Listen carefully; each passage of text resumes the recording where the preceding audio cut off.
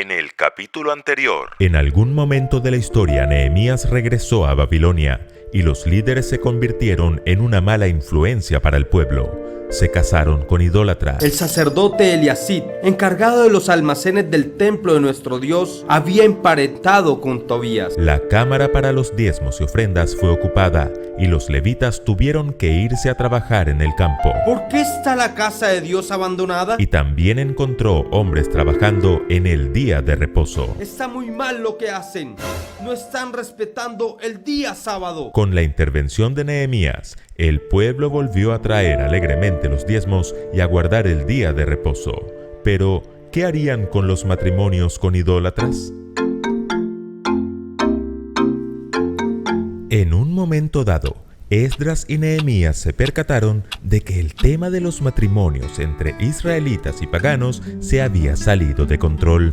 La influencia que los cónyuges idólatras tenían sobre las familias israelitas era perjudicial y la fe de sus hijos se vio tan afectada que se vieron obligados a tomar medidas dolorosas y extremas.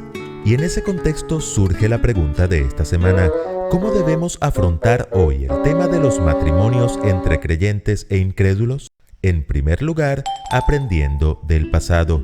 Hay dichos populares que contienen cierto grado de sabiduría, y uno de ellos es el que dice que más sabe el diablo por viejo que por diablo. El enemigo, en su afán por destruir la fidelidad del pueblo de Dios, sigue usando hoy una de sus armas favoritas, un arma que le ha dado resultados durante siglos y con la que ha destruido muchos hogares e iglesias. La violencia, la mentira, la pereza, la desobediencia, ya sé, el egoísmo y el orgullo. Bueno, es cierto que todas esas son armas del enemigo, pero a la que nos referimos en esta ocasión es a la vieja estrategia de usar a una mujer bonita o a un hombre guapo que no aman ni respetan a Dios para enamorar y emparejarse con los hijos de Dios. Históricamente, este tipo de uniones han resultado en el fracaso espiritual del creyente y de los hijos de esa unión. De hecho, en los primeros años de la historia de Israel, un profeta arameo llamado Balaam le aconsejó al rey de los moabitas: proclama una fiesta idólatra en honor a los dioses paganos e invita a los israelitas para que sean encantados por la música y las mujeres más hermosas de tu pueblo. La gran fiesta fue organizada en un lugar llamado Baal Peor y los israelitas cayeron en la trampa. Terminaron acostándose con las mujeres moabitas y ofreciendo sacrificios a sus ídolos. El arma satánica tuvo demasiado éxito, dando como resultado la desaprobación de Dios y una gran mortandad que alcanzó las 24,000 personas.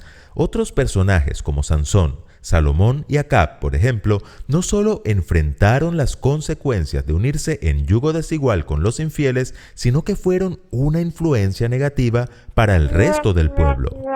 Por eso siempre es importante recordar las palabras de Pablo. Estas cosas les aconteció como ejemplo y están escritas para amonestarnos a nosotros, a quienes han alcanzado los fines de los siglos. Así que el que piensa estar firme, mire que no caiga. En segundo lugar, calculando el costo.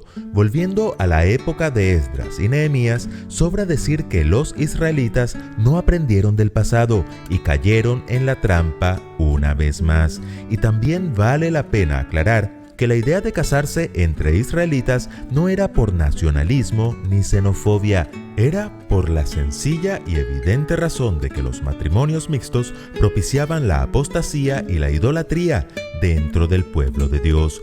Dios ofrece su salvación a todos los pueblos y naciones. De hecho, en la genealogía de Jesús encontramos mujeres que no eran judías de nacimiento, como Rahab y Ruth, pero ellas, aunque eran extranjeras, decidieron seguir al Dios de Israel. Tu pueblo será mi pueblo y tu Dios será mi Dios. Pero el costo de unirse en yugo desigual puede llegar a ser muy alto. Después del cautiverio ya había un pequeño problema. La mayoría del pueblo hablaba arameo, que era la lengua de Babilonia, mientras que la Biblia estaba escrita en hebreo. que era la lengua de los judíos. Para solucionar este problema, los escribas y los sacerdotes exponían la Torá principalmente en arameo para aclararle la predicación al pueblo. Pero los hijos de los matrimonios mixtos, al ser cuidados principalmente por sus madres extranjeras, no hablaban arameo, ni mucho menos hebreo. Por lo tanto, las familias estaban perdiendo contacto con la palabra de Dios y por consiguiente su conexión con el Dios vivo, y se le estaba dando lugar una vez más a la idolatría. ¿No les parece un costo demasiado alto?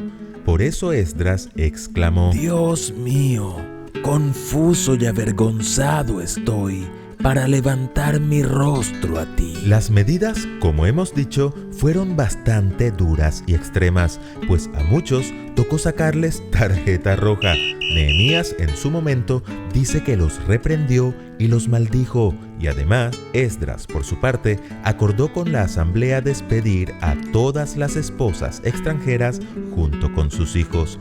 Aunque en el siguiente punto vamos a explicar el porqué de estas acciones por parte de nuestros héroes, es importante entender que antes de ennoviarnos o casarnos con un incrédulo o incrédula, debemos sacar la calculadora y presupuestar el alto costo que puede significar esa arriesgada decisión. Y en tercer lugar, entendiendo el valor del matrimonio. El manejo que Esdras y Nehemías le dieron a la crisis no quedó escrito para que nosotros hoy lo manejemos de la misma forma. Es decir, no es para que los líderes les arranquen el pelo a los jóvenes que buscan pareja fuera de la iglesia, ni mucho menos para separar matrimonios cuando uno de los cónyuges no sea cristiano.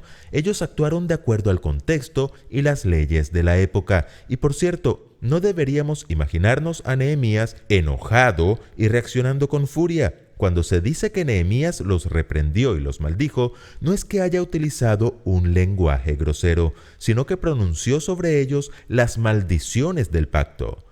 Y la golpiza sí fue una golpiza, pero debemos notar que esta era una forma prescrita de castigo público para los líderes que hacían desviar al pueblo. En todo caso, estas medidas radicales lo que demuestran es que para Dios el matrimonio no es un juego, es una institución sagrada y muy importante en su plan para alcanzar al mundo. Hoy día lo más importante es tomar las medidas preventivas de aprender del pasado y calcular el costo antes de tomar una decisión. La tía Elena así lo confirma. Los terribles resultados que tiene la transgresión de los mandamientos de Dios se ponen en contraste con las bendiciones resultantes de la obediencia. Nosotros mismos debemos decidir si sufriremos los primeros o si gozaremos las últimas. Pero si alguno ya está casado o casada con un esposo no creyente, Dios no nos abandona. Y si le pedimos ayuda, Él nos la dará. Hay un sabio consejo bíblico para proceder en estos casos, pero a los que están unidos en matrimonio, mando, no yo, sino el Señor, que la mujer no se separe del marido, y si se separa, quédese sin casar o reconcíliese con su marido, y que el marido no abandone a su mujer. Y a los demás yo digo, no el Señor, si algún hermano tiene mujer que no sea creyente, y ella consiente en vivir con él, no la abandone. Y si una mujer tiene marido que no sea creyente, y él consiente en vivir con ella, no la abandone. Escuela Sabática Like les invita la próxima semana a ver y compartir el capítulo final de esta serie titulada Esdras y Nehemías. Recuerden que juntos podemos crecer más.